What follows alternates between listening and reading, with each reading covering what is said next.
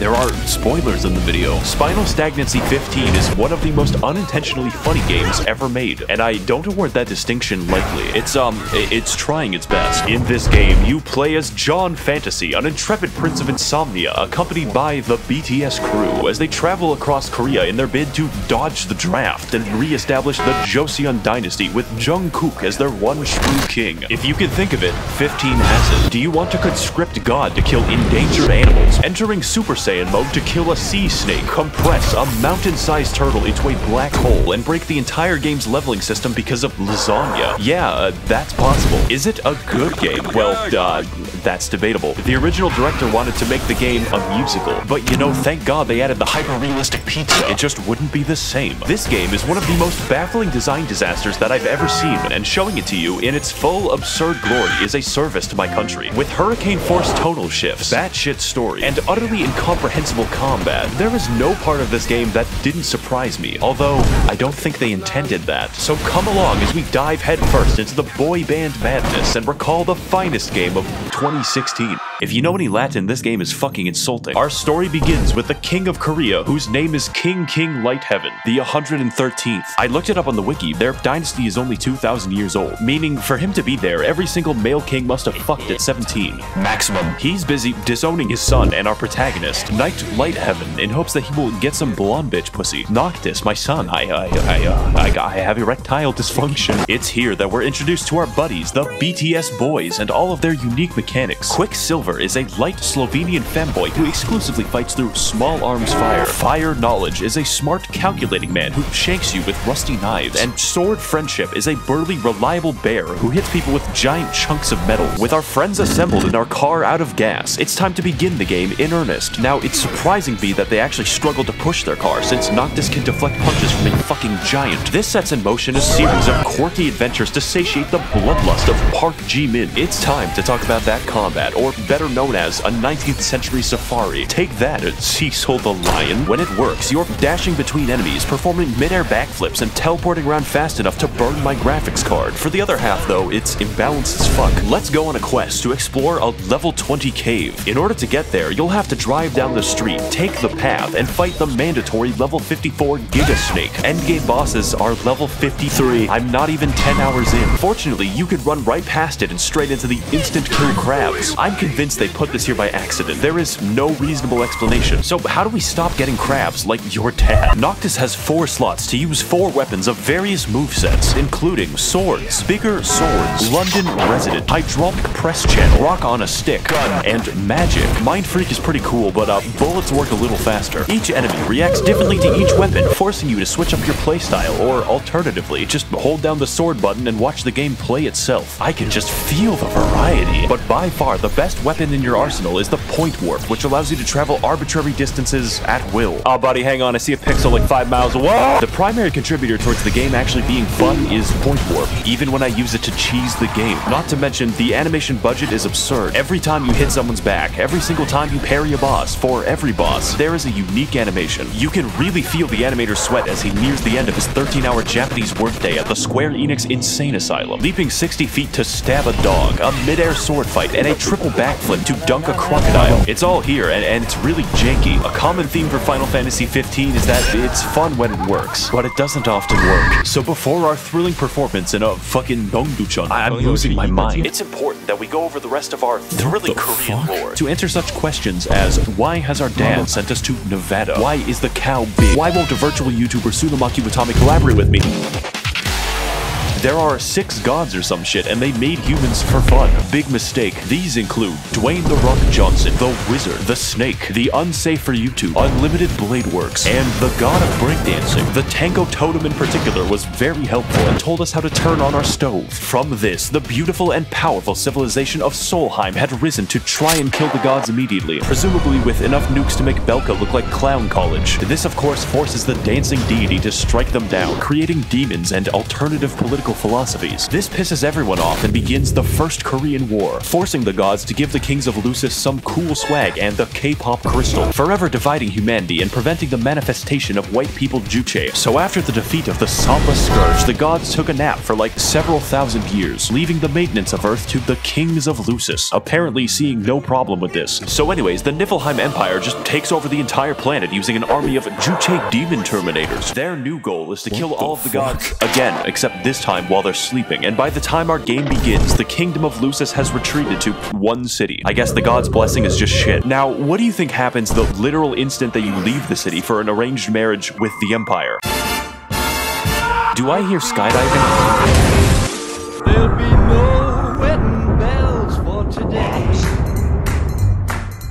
I mean, I guess the plot has to happen sometime. I got spurs that jingle, jangle, jingle. This emotional and life-changing moment affects our protagonist greatly. Everything he's ever known has been destroyed, and nothing will ever be the same again. Hey, Noctis, you wanna go ride some boyds? Ho ho! It's almost enough to make you forget about your dead family. With our lives permanently destroyed, it's time for Noctis to begin the true trials of a king. The first step of which is to find all of the tombs of previous kings spread throughout the world and steal their shit so we can enter Super Saiyan mode. Thanks, Grandpa. Your ashes were delicious. This is when the problems begin, and they don't end. Director Tetsuya Nomura was, to put it lightly, a fucking batshit. Again, he tried to make the game a musical because he watched Les Miserables once. There is no escaping the ghost of cut content. It has so many unique and amazing locations that you see one time. It's as if the game has too much money, but the budget had to be prioritized by fucking Cleverbot. This took 10 years and 2 engines to make. When you play the main quest, it introduces some new characters in elaborate cutscenes and then kills them in a minute. You would think the open world would be some relief from this, but no, the car is on rails. They didn't even program driving. What does that remind you of? Speaking of things that the developers forgot to do, side quests. There's a few of them, but out of the 206 possible activities, there were only 2 that were good. How can this be? Well, the best way to describe why is to engage in one, and I think this market looks like a great place to start. Hey, what's up, king of the planet? So I was driving my car, and I just so happened to kill my wife by crashing into a tree at 90 miles per hour. Sounds good. I need you to go find my mangoes. You're fucking what? I left them in the truck after killing my wife in a car crash. I don't think your problem is mangoes. Can you find my mangoes? Alright, we'll just go and find the mangoes. Wow, look at these bees. Thank you for finding the mangoes that I lost when I killed my wife. Okay. A while back, I lost a few apples on the side of the road while driving at 90 miles. Let's go do that. Apparently, because they didn't have enough money to waste, Square Enix put a cup noodles quest into the game. The characters actively rant about the deliciousness of cup noodles. They're easy to make whenever you've got a craving,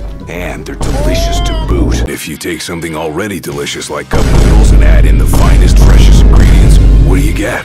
The ultimate flavor experience. So heading through the map's disguised hallways on our disguised train, we travel between locations, interspersed between vast stretches of absolute nothingness. This game already looks great. Our gang rides to the city of Lestalem in search of Noctis' ibuprofen. Fortunately, this well-dressed and not suspicious individual has all of the answers that we need. This is Arden, a man who is incapable of speaking normally. Aren't nursery rhymes curious things? What? He is willing to lead us to Dwayne "The Rock" Johnson's medicine cabinet, and we accept without hesitation. So after entering his white van with free My Chemical Romance CDs, we arrive at Dwayne "The Rock" skyrocketing rockslide rocket sprocket. I came here to clear a headache.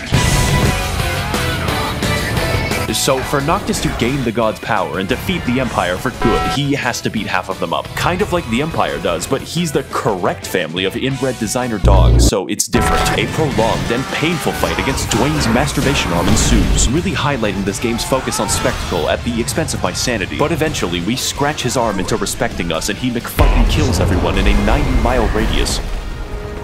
Hello bitches, I'm with the Empire now, and furthermore, I've stolen your car. Get the fuck inside or this volcano will turn your penis inside out. You know, it's very nice that Arden gave us a lift up twice. I wonder if we'll see more of him. Next on the list of gods to impress is Gandalf, who just kind of lives in the woods that we've already explored. I think they ran out of time for this one, because the only thing standing between us and him is one cave that you walk through and maybe romance a snake or two. Oh man, guys, she's real cute, I don't know what to say. Bada bing, bada doovel. We've got his approval. That took like 20 minutes. this. This game is more rushed than a fucking Chinese high-rise. From this moment going forward, the game has effectively destroyed all possible tension. By having Noctis be explicitly assisted by fucking Zeus, Final Fantasy 15 becomes a game about the gods being lazy. How's this for a mechanic? The gods' help is summoned randomly. Oh man, Noctis, you fighting like 90 demons down there? You can handle that, good luck.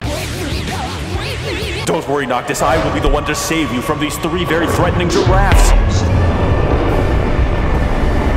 You can thank me later. You know, we've gotten pretty used to this game. The vast open world, the fruit truck incident, or having a car. We'll throw that shit in the trash. This game turns from an open world adventure into a linear corridor halfway through, although that's giving the open world a lot of credit. I don't think I'm going to miss this guy. From this point onward, we are eternally trapped in the cut content zone. The devs made a nearly perfect recreation of Venice with no side quests in it. Look at the detail of this town, the beautiful architecture, the unique art. I was there for 10 minutes. Once. It's actually impressive that they're willing to waste this much time. Even the NPCs in this town are just fucking off. The bartender for the only restaurant in the city talks like he wants to fucking eat you. What the fuck do you mean, Eldritch Abomination, Satoshi? Get back to the office right now and animate another 100 backflips. So after owning God 1 and God Nude, it's up to Noctis and the Bacchus to head to the Imperial capital and retrieve our K-pop crystal. That is until Arden shows up and he derails the entire fucking plot. Sup, bitch? It turns out that Arden isn't just with the Empire, he is the fucking Empire. Oh, and also he can teleport, is literally immortal, has stabbed my wife, and also is going to kill the fucking sun. All that we have to do to stop him is enter the city of Pyongyang and endure his weaponless cock and ball torture dungeon. This man has gone from helping us to literally trying to gas me. Of course, doing so to trap Noctis in a pocket dimension for 10 years and fight the sun. That way, he can kill the gods and the true king while he's a consenting adult. If this all sounds confusing or stupid, don't worry, I don't have time to explain. You're totally free to watch the 5-episode anime series, animated episode Arden prologue, all 4-character DLC, and the full Kingsglaive Final Fantasy 15 movie if you want the full context for what's happening. That's a very ambitious of you, Square Enix. In fact, they retroactively updated the game to contain scenes from the movie because it just didn't make enough sense. Now it's up to us to fight Arden in the future. This is of course the part where the developers realized they had too many bosses, since this game was planned as well as the Great Leap Forward, so they make us fight like 5 in a row. That is some pacing. Not to mention, they're all very difficult. One might say absolutely unplayable. As it turns out, valuing your own time by not playing the shitty fetch quests gives your experience vastly below what is expected. We aren't even strong enough to fight the big snake. I could go back and do some quests if I was fucking stupid. No, we're going to do something much worse. So what you're gonna want to do is travel back in time to Venice and endure the 5 minutes of gondola riding. You cannot skip it. We do this to head to the cannibal restaurant and dine on some photorealistic lasagna. This step is non-negotiable. Next, what you're gonna want to do is time travel further in the past to Nevada. Watch out for this guy, he might try to steal the platinum chip. Go and initiate the quest where you're supposed to fight the huge fucking Blastoise for 2 hours. You can try to summon God, but he is powerless against the big turtle. Congratulations, you've unleashed unstoppable death into this world, and now it's up to you to destroy it. This is the Ring of the Lucio. You get it after visiting the 2-hour ball twisting dungeon, and can be used to compress enemies out of existence. For no discernible reason, it works on the turtle, instantaneously killing him via compression into a stellar object. That is a lot of XP. Now, XP is applied only when you sleep and can be enhanced by sleeping in a hotel, which is multiplied by 3 if you eat lasagna. It's time to travel back to the future into an alternate fucking timeline where we've gone Garfield, and by editing the past in Nevada, we have altered the future. Congratulations, you now have the XP equivalent of 3 giant turtles. The game is over. Why even play anymore? All that's left is to strut back to the Arden Gauntlet and let the game play itself. Just take caution when time traveling that you do not get absorbed into the eternally falling hellscape. Now we can break through Arden's big cocoon using the help of each god individually. Although, they apparently can't just kill him because that would free me from this nightmare. Your wife's ghost also shows up, and I'm gonna be honest, I forgot that Lunafreya was in the game because she's a walking plot device. The game has no autonomous women in it, very based of you, Japan. As for the ending of the game, it's everything that the developers had left over. Big Dog, fuck it, he's in the game now. Breakdancing man, yeah, do it, just put him in the geometry. Hey Noctis, I need your help to retrieve 10 metal after I killed my wife. I thought I was done with this. And of course, killing Noctis's grandparents with a fucking bazooka. bazooka. So by the time we've reached what is essentially the Joker, I can say with confidence that I am fucking done. It's very fitting that Arden's only motivation as a villain is to personally screw with me until the final battle, because that's exactly what the game has accomplished. The game even says it out loud. Spite's all that's kept him going. Really, you're gonna go with just spite? Killing Arden is pretty much a formality at this point, only made more expedient when God gets off his ass and actually helps me by ruining the final boss fight. What a cool mechanic. Much like the rest of the game, I don't know what's happening, and yet I'm winning. Now, as I watch Noctis painfully throw his body onto the various Today's things of light subject, unconventional warfare tactics. the game even feels the need to be so ridiculous and dramatic that Noctis McFucking kills himself so that he can double kill Arden in the afterlife. But really, that's just part of the charm. Final Fantasy XV realizes to some extent just how ridiculous it's being. The fact that it doesn't care for even a second how much money it throws away, how over the top the set pieces are, or just how fucked up the pacing is kind of endearing. The game has altered genres hour by hour. It has both too much money and not enough money. It's both an open world game and a string of set pieces. And the combat is great.